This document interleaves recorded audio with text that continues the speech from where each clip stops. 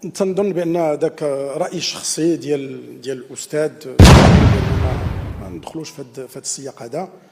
ربما غلط، ماشي كل انسان كيقدر يغلط. تنظن بان ذاك راي الشخصي ديال الاستاذ، تنظن بان ما ندخلوش في هذا السياق هذا. ربما غلط، ماشي كل انسان كيقدر يغلط.